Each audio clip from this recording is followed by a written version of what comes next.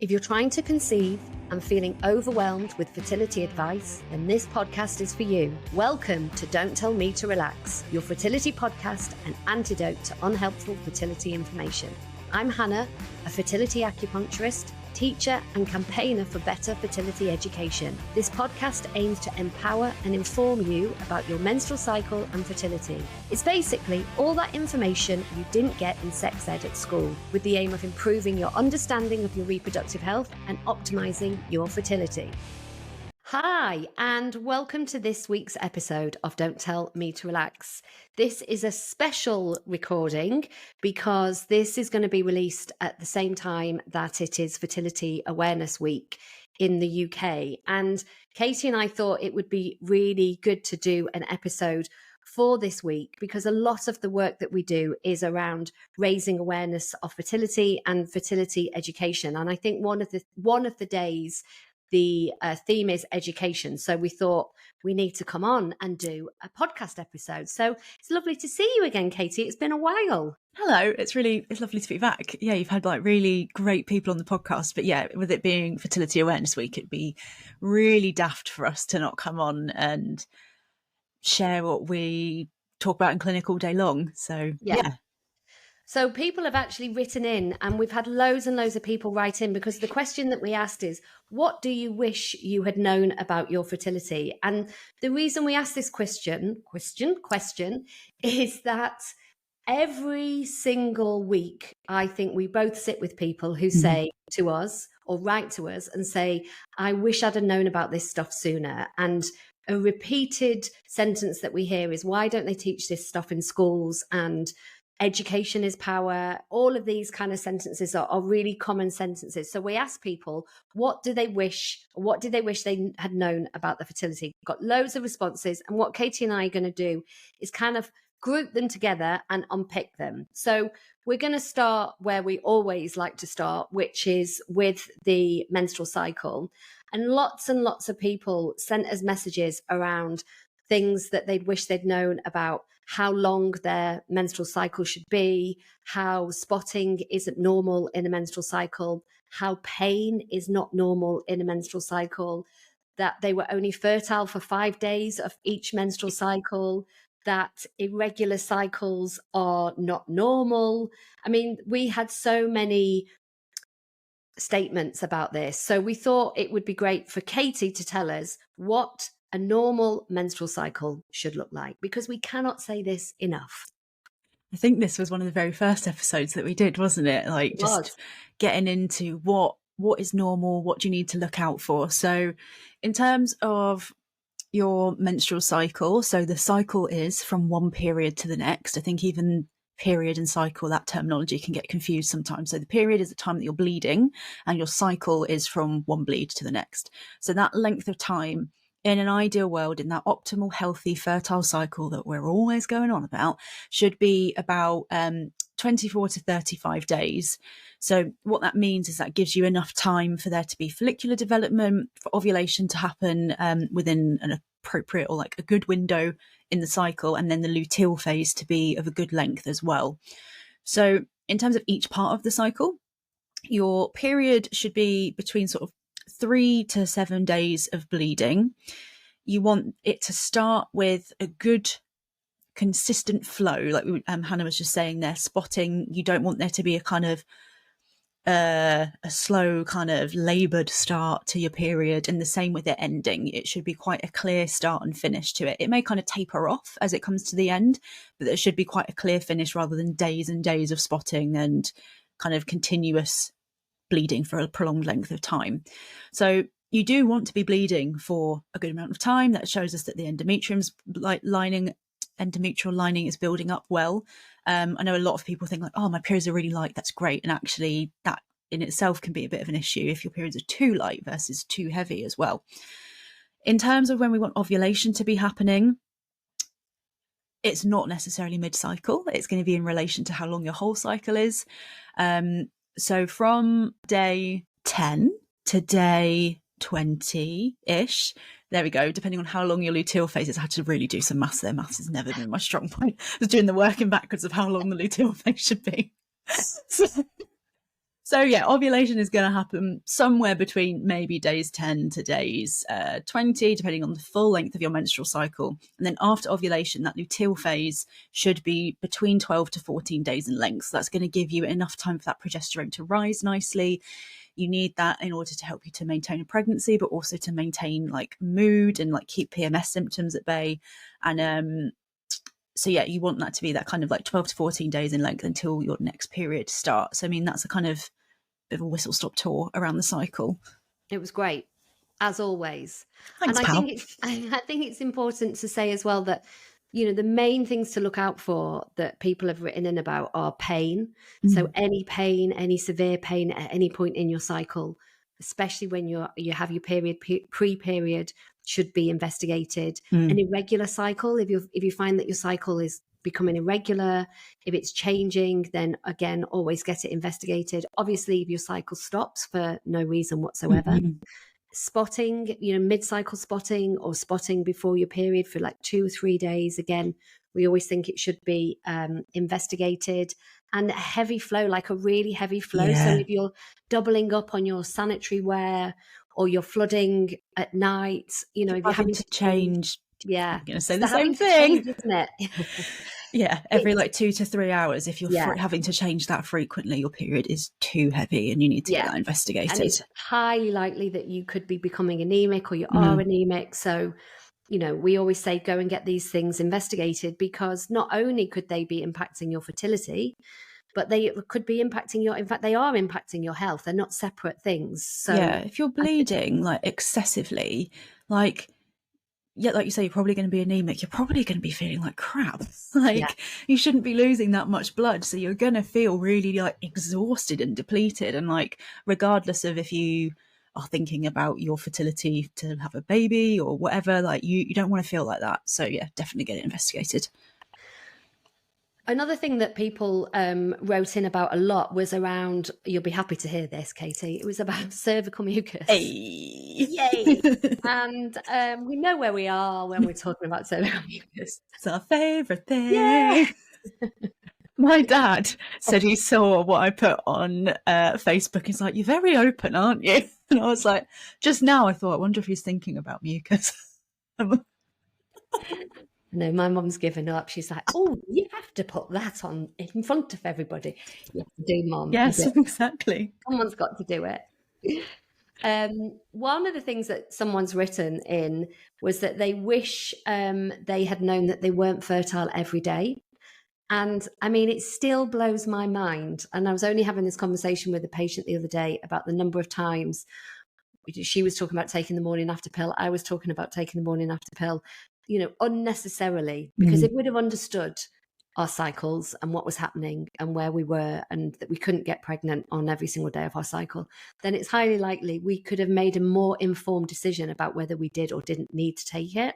And the terror and the fear around getting pregnant by accident and all of those years really feeling stressed and quite out of control because I didn't understand. And you just think, God, I wish I'd have known that sooner. So just this idea about a fertile window and you only being able to conceive for a few days and how that links to your cervical mucus. Could you tell us a little bit about that, Katie? Of course, it's my favourite subject. So in the run-up to ovulation, your estrogen levels are rising. And in response to those rising estrogen levels, you start to make cervical mucus. So cervical mucus will keep sperm alive inside of you for up to 5 days. It helps to nourish the sperm. It helps to transport the sperm. It helps to filter out the not so great sperm. It does all sorts of like crazy, crazy stuff. And it's a real sign that your estrogen levels are happy and you're creating the mucus in response to that. So because we only make fertile mucus in response to these rising estrogen levels, there's only a short window of time that you are fertile, and it's when you're making that cervical mucus. So if you're tracking your cycle and you have an understanding of when you're seeing mucus, what fertile mucus looks like, then you know at what points in your cycle you can and can't get pregnant. And particularly if you then understand how to use basal body temperature to confirm ovulation as well, then you know when you move into the part of your cycle that is completely infertile. Like once you've ovulated, you can't ovulate again. And having that knowledge is so empowering and would give a lot of women, and I think also like particularly like young women, a lot of control over their cycles and not feeling that terror of like, oh my God, am I going to get pregnant? I don't want to get pregnant right now. And thinking, oh gosh, like their contraception failed, or for whatever reason they're thinking you need to use the morning after pill, and actually like maybe you didn't at all. You didn't need to introduce all these synthetic hormones that are going to have like, it's a big high dose of hormones. It's going to have an impact on how you're feeling, your next menstrual cycle perhaps as well. And perhaps you didn't need to do that if you had been informed. It's a conversation I have with all my fertility awareness clients about like emergency contraception and when do you actually need to take it, because like a lot of people end up taking it when perhaps they don't need to, because you're not fertile all the time. Yeah. And that kind of really fits in as well with the other sort of sentiment that we had quite a lot, was about this idea of how difficult getting pregnant is and how it isn't always, straightforward. And, because you were sort of, everybody was kind of given that idea that when you are on contraception, you are not fertile. And when you're off contraception, you are fertile and you can get pregnant. And so that's kind of like the message that's kind of hammered home, because I guess there was a lot of fear around teen pregnancies and, completely understandably. But what they're only giving there is like half of the picture and the information, isn't it? Because what then happens is that as you get older with that message in your mind, it's very easy to assume that when you've met somebody, you decide you want to have a children, you stop taking contraception, you just assume therefore that you've stopped taking contraception, so you're going to fall pregnant quickly, because that's what happens, because that's what they told you would happen if you didn't use contraception when you were younger. And that then creates this kind of huge amount of anxiety and stress when it doesn't happen. And obviously each month that goes by, it becomes increasingly stressful. But I think having an awareness that not everybody falls pregnant quickly, that for some people it does take time, that is completely normal. It's normal for it to take time. I think the NHS guidelines say a year, don't they? By the end of a year, is it 80%? I think it depends on the age, but approximately 80 to 90% of people will be pregnant. But, having that kind of information repeatedly told to you at a younger age might have just helped balance your expectation, I think. Yeah, I think the expectation is it's a really good way of putting it, because you're just absolutely petrified into thinking that like if you're not taking particularly like hormonal contraception, that then like that's it, like you'll get pregnant. And then I think another one of the questions that we had was sort of about the impact of the pill on your body. And it can take some time after, and particularly the longer you've been on some kind of hormonal contraception, the longer it can take for your menstrual cycles to recover to a really healthy place. And then that can obviously impact how long it takes to conceive. But like you were just saying, if people are under the, like, I'm going to say the illusion that like as soon as you come off contraception, like boom, you'll be pregnant. It's like and I mean, we obviously see it day in, day out. Like that's not the reality for so many people, that like it really can take some time and a bit of reestablishing how you're living your life to help like support your menstrual cycle, to try and get pregnant, but also like generally speaking to support your menstrual cycle and health. Yeah. And also it goes into that thing around understanding your cycle before you go onto the pill, because how many people, I can't remember what the percentage is, it about 40% of people still are put on the pill now for non-contraception purposes. Is it that many? I mean, it doesn't shock me, but hearing it is still like, I'm not sure where I've got that figure from, so please nobody quote me on it. I have a reputation amongst my friends for making up statistics, so that could be one of them. But anyway, it wouldn't shock me though. It really wouldn't shock me. It is a high percentage, and what we see the other end of that is that people were put on the pill when they were teenagers or when they were younger because of cycle problems. So whether it's painful periods, heavy periods, acne outbreaks, mood swings, irregular cycles, often people were put on the pill, they went on the pill, everything's totally fine. So therefore they assumed that everything's totally fine, because no one's really explained what the pill is actually doing, how it's not actually regulating your cycle. Oh gosh, it's masking the underlying issues and you're not addressing them, you could be, not for everybody, because sometimes people come off the other side and they're absolutely fine. Yeah. But the people that we work with and we see in clinic are the ones where they come off the pill and it is the same as it was before, sometimes worse. And they're like, hang on a minute, why is this happening? And nobody is kind of giving that kind of holistic view when someone goes on the pill. Okay, well, these are the lifestyle things that you could try. These are the things that we know can impact a menstrual cycle. You might not want to do those things now. You might be 17 or 18 and you're like, I want to stay up all night. I want to drink pints and eat chips. No sort of reflection of what I was doing at that age. Just where my mind went.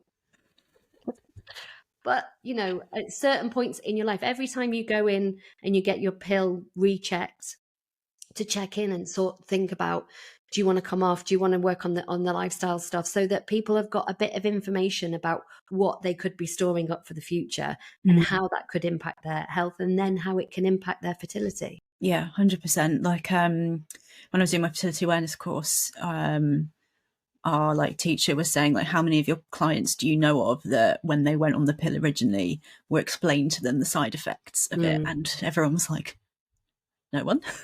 No.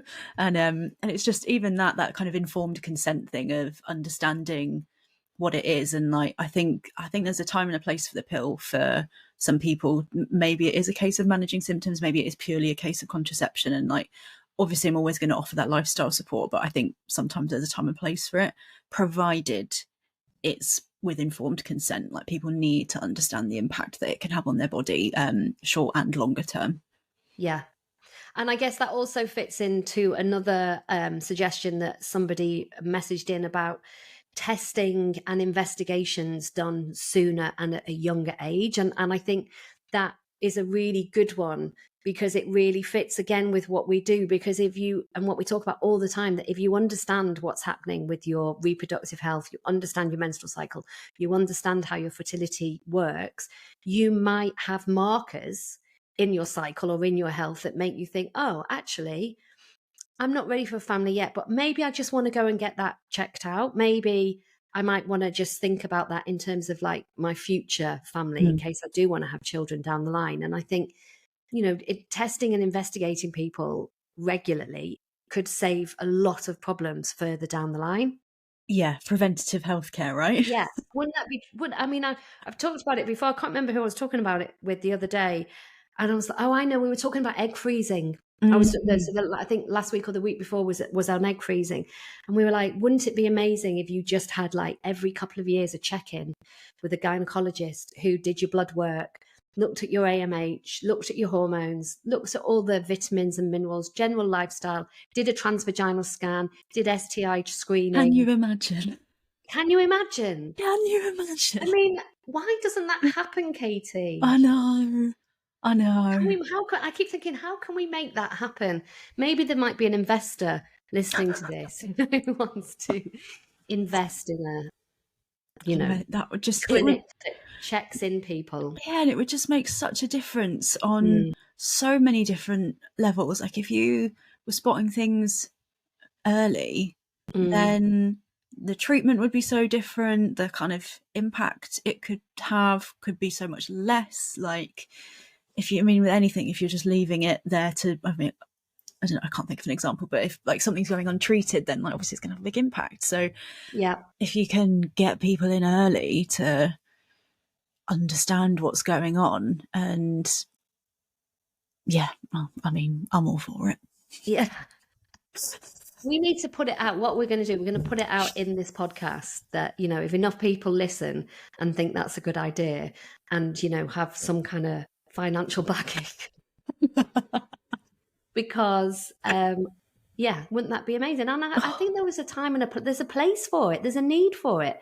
Because, there's always that thing, isn't there? You either have your GP, which kind of is very basic, not a specialist in fertility, or you have fertility clinics, which are, there to do IVF. And there is this middle gap ground in between, this grey area where people want investigations. They might not want IVF treatment. They might want investigations. They might want to do work themselves to make improvements to then help them to conceive naturally or quicker or in a different way than going down the route of IVF. And I keep coming back to it. I don't know why. Maybe someone is doing it and I don't know about it. Anyway, if someone is doing it, please tell us. We will shout it to the rooftops. It's great. And that also does feed into another thing that someone wished they'd known sooner, was about tests and investigations, and not just doing a progesterone test. In terms of like what is out there that can investigate your fertility. There obviously, and we've done episodes on this about the basic kind of hormone tests, progesterone test, and a basic sperm test. But there was a whole load of other testing out there that is related to your fertility, or the things that can impact your fertility, like your vaginal health, that can be so informative and help improve and optimize your health and fertility. And we don't talk about those enough. Yeah, I mean, we see it in clinic where we run like various tests on clients, and that can be like a real game changer for them. I mean, the amount of, just as an example of like the microbiome tests, where the difference in seeing what's going on there, and like that can make, if you've kind of got a long-term or like low-lying infection that's like maybe you're not symptomatic, but it's having an impact, getting tests like that done can really make the difference in your ability to conceive, or again that overall health thing. I mean, obviously if your body's always trying to fight some kind of infection, then it's going to be prioritizing that over some other functions in the body. So yeah, like looking into, I mean, there's a whole plethora of tests that we could go into, but then that's where working with a specialist to help direct you in terms of what tests may be appropriate for you, because otherwise you'll spend a fortune on tests that maybe aren't specific to your circumstance. Yes. And also what I'm realizing, having just done the Zoe test myself, is when you get that information, what do you do with it? Yeah, exactly. So I'm like, oh yeah, I never thought about that. Anyway, that's another podcast episode. Yes. The other area that people have talked about a lot is around this idea about preparing, that preparation. And this, I assume you can refer to both pregnancy, if you're trying to conceive naturally, or going for IVF, is that you can prepare. So you can do things with your lifestyle, with your diet, with your supplementation, to make improvements to your overall health that will positively impact your conception, whether it's naturally or going through IVF.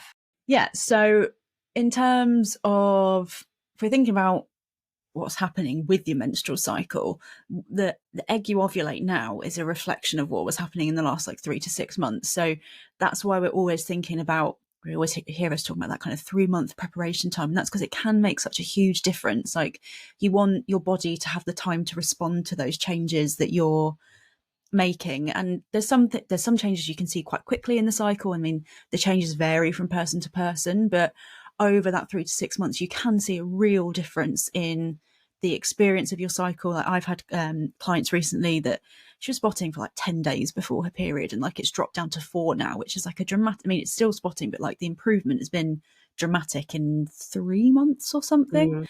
So you can do a lot in, relatively speaking, quite a short space of time, provided you go, okay, we're giving ourselves this time to prepare, and the difference that can make. I mean, I've actually had 2 people that I've been working with in your clinics that were preparing to go down the IVF route, and then found out they were pregnant, but they'd been working in the clinic for, I think one of them is about 3 months, the other one is about a year, and now they're pregnant. So it just shows that if you give your body what it needs, look at your menstrual cycle, what are the kind of areas that are outside of those parameters that we were saying, and then getting the support you need to kind of boost and optimize your cycle where it's in a place where it's much healthier. And that can make such a difference. So just knowing that you are in control of a lot more than perhaps you might think is huge. And also that's just reminded me as well, because the other thing is about this idea of, it's not just about the woman, because that's the other thing that somebody wrote, was that I wish I'd known that, men can have, the issue could be with the man, not the woman. And again, we talk about this all the time. And this idea that, in testing and investigating sperm and making lifestyle changes, taking antibiotics, having procedures done to address a varicocele, can have a hugely beneficial impact. and lead to a natural pregnancy. Yeah. So it's not always about ending up in that IVF clinic, and no disrespect to IVF clinics or ending up there, because they're amazing. Yeah, and but so it's many about people that knowledge do need that support. Yeah, and it's about that knowledge you can do so much beforehand. Yeah, 100%. I think there's a lot to be said for giving yourself that time, that support, having both of you investigated. I mean, how many of our clients are male? Like, very little. So it's make sure you're both being investigated. That's so important. And I mean, kind of linking back to one of the things we said earlier, because men are fertile every day, every single day. So you just need to get them investigated if you're trying to have a baby with one of them. So that always blows my mind, that men are fertile every single day, women only 5 days. Every damn day. All contraception apart from a condom is based on a woman. Yeah, but don't get me started, because it's outrageous. It's just ridiculous, isn't it? It's like, it's like that's another podcast too. That is, you're right. And then I think finally is that a few people have written in talking about the idea that IVF isn't the only option. So I think, again, there is a lot of information, isn't there, out there about IVF in terms of it as a way of treating fertility issues. But there are lots of other parts of assisted conception that aren't necessarily IVF. So we have things like ovulation induction, we have like monitored cycles, we have IUI. There are lots of other things that people can try, but I often don't know whether that is discussed as much as IVF. It feels like there's a lot of information about IVF and not so much about all the other things that you could try maybe beforehand or instead of, depending on what your circumstances are. Yeah, 100%. I mean, well, even before we started recording, I was like, Hannah, what do we quite mean by that question? Because yeah, I mean, the amount of people we see in clinic that are like deep into the IVF route, and actually, I think like with PCOS, sometimes they use ovulation induction as like a way to support that, because PCOS, it can be like you're struggling to ovulate. So if you can get some support with that, then that could be the difference, and it means you don't have to have the full IVF route. So I guess, again, that being informed and knowing what options are available to you and what options will be appropriate for your circumstance as well. Yeah, we often send people to have a tracking cycle. When we want to really look at their menstrual cycle and look at their fertility, we send people and they go and have transvaginal scans at various different points through their menstrual cycle, so we can really make an assessment on the follicle and the follicular development, and does that need more support, or is there an issue with cysts or multiple follicles? When's ovulation happening? Is it tying up with an LH surge? And what's the second half of the menstrual cycle looking like? Is there a good blood flow to the endometrium?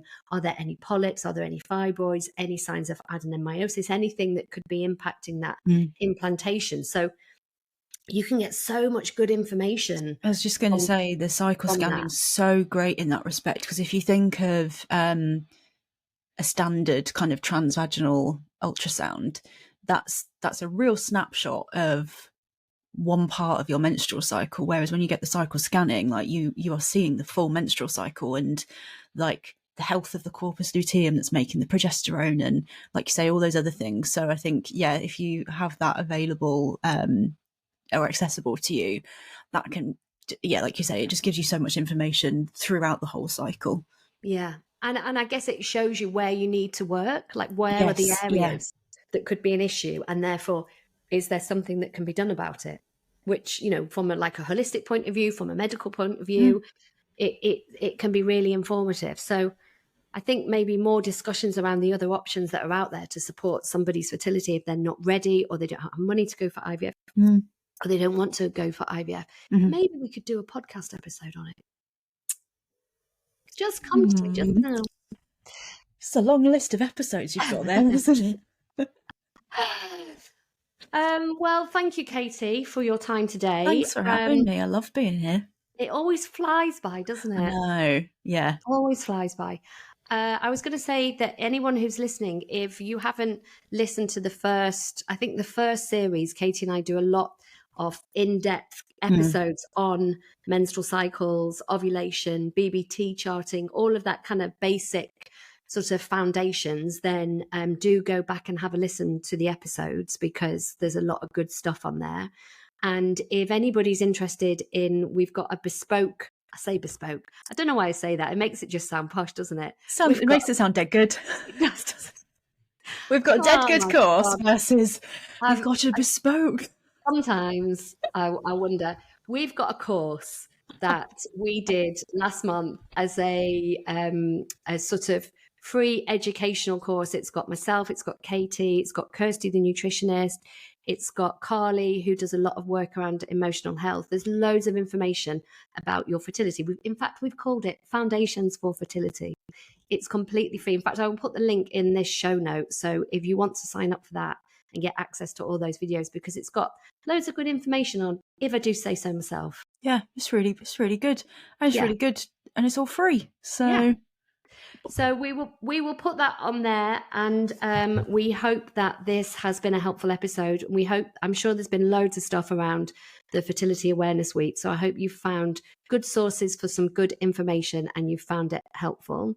Katie, as always, thank you. Pleasure. So it's always lovely, even if my brain's not 100%. I'm sure there'll be parts of this episode that have been cut out, but that's fine. That's what the edit button's for. Hey. I will see you next time. If you've enjoyed listening to this and want to find out more, then come and join my free community in Facebook. We have loads of resources. You can catch up on all our previous webinars and be the first to know about forthcoming events. To sign up, just follow the link in the show notes. And if you'd like to work one-to-one with myself or one of the team, then please see our website, hannahpern.com, where you can book in directly or organise a discovery call to find out how we can support your fertility and your reproductive health.